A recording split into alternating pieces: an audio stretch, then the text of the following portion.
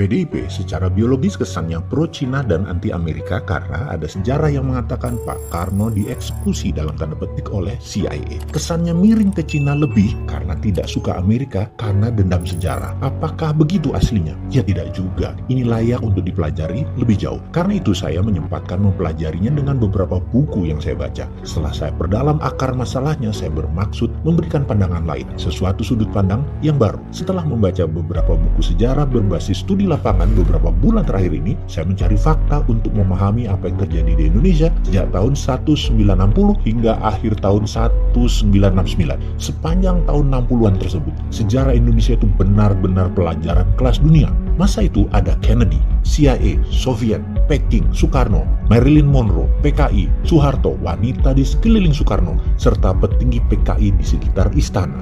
Serta banyak lagi drama di tahun 60-an tersebut menarik sekali. 3 buku saya habiskan dalam waktu 2 bulan kemarin. Setelah membaca, saya pun menganalisa, sehingga saya rasanya punya pendapat lain melihat sejarah dan realita terhadap apa yang terjadi terhadap Presiden Soekarno. Kita semua tahu bahwa globalis mulai menunjukkan taringnya di dunia di sekitar tahun 60-an tersebut, yaitu ketika mereka diusik kenyamanannya dalam hal kendali transaksi terhadap dolar, di mana mereka yang memegang dunia perbankan dan cara pembayaran menguasai Federal Reserve Amerika. Mereka memiliki kemampuan dan akses untuk mencetak uang sekalipun mereka bisa. Mereka swasta loh ini. Berkali-kali saya mengatakan Amerika itu negara swasta karena memang kuat sekali swastanya, dan mereka itulah para globalis cabal. Ketika Kennedy memiliki platform baru, yaitu akan mencetak greenback by gold atau dolar negara Amerika yang dicetak berdasarkan jaminan underlying emas, maka ini ancaman bagi globalis cabal. Untuk itu, Kennedy memerlukan Indonesia. Ada perjanjian yang menguatkan rencana besar itu. Perjanjian tersebut membawa Indonesia ke kancah internasional, di mana Indonesia di tahun 60-an adalah memiliki kekuatan militer terkuat di selatan Khatulistiwa. Benar, Indonesia adalah kekuatan terkuat di bumi bagian selatan waktu itu dan atas banyak bidang termasuk ekonomi, yaitu rupiah. Pak Karno ada di tengah rencana besar dunia akan menerbitkan dolar versi negara dalam tanda petik Amerika, di mana ketika Amerika akan mencetak uang, mereka memerlukan jaminan underlying emas. Untuk itu Kennedy meminta jaminan emas Indonesia sebagai salah satu bagian dari underlying dolar terbit, yaitu dolar baru versi Kennedy. Perjanjian di Jenewa yang bernama Grand Hilton Memorial Agreement yang ditandatangani oleh Presiden Kennedy dan Presiden Soekarno menjadi salah satu tonggak besar sejarah dunia. Tetapi globalis cabal yang terancam kendalinya punya skenario lain.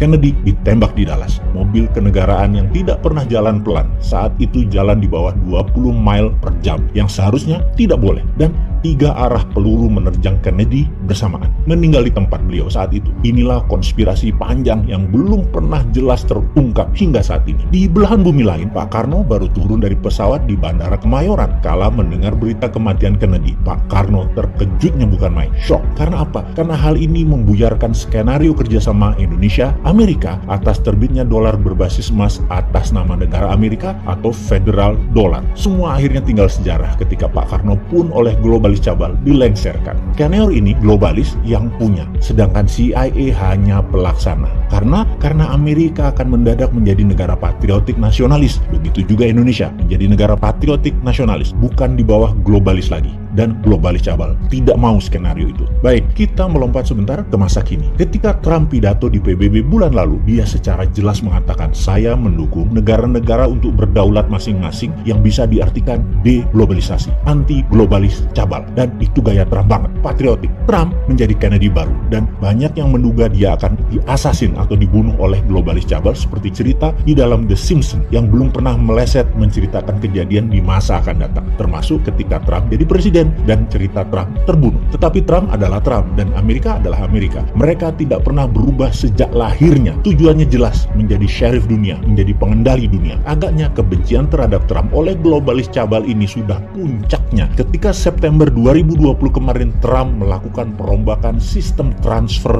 dolar. Kita beri catatan sebentar ya terhadap Trump sebagai pengingat, dan ada strategi yang layak ditiru untuk membuat Amerika negara berdaulat dan superpower. Juga kalau kita berani kami tiru bisa membuat Indonesia berdaulat. Pertama, kalau Trump jadi presiden Amerika, jabatan keduanya dia akan menggunakan emas sebagai underlying dolar. Kemudian Federal Reserve Amerika sudah berada di bawah Kementerian Keuangan, tinggal dikuatkan lagi di masa jabatan kedua. Ingat ya, kita juga berkali-kali sejak beberapa tahun yang lalu, kalau kita dapat mandat, BI kita bubarkan, jadikan Dirjen Moneter di bawah Kementerian Keuangan. Agaknya ditiru Amerika terlebih dahulu ya. Oke, lagu juga ya si Sontoloyo ini pamer-pamer. Oke, kita lanjut. Lalu, Trump lakukan apa September 2020 kemarin? Swift transfer dolar, perusahaan network transfer money antar negara yang berpusat di Basel, Switzerland, tidak dipakai lagi. Penguasa keuangan dunia globalis cabal Rothschild mulai meredup sejak 2500 tahun yang lalu berkuasa, dan mereka termasuk yang sangat marah terhadap Trump. Oleh Trump, diganti dengan kuantum komputer yang dikembangkan oleh pemerintah Amerika yang telah digunakan oleh banyak bank sentral dan Fed sebagai lending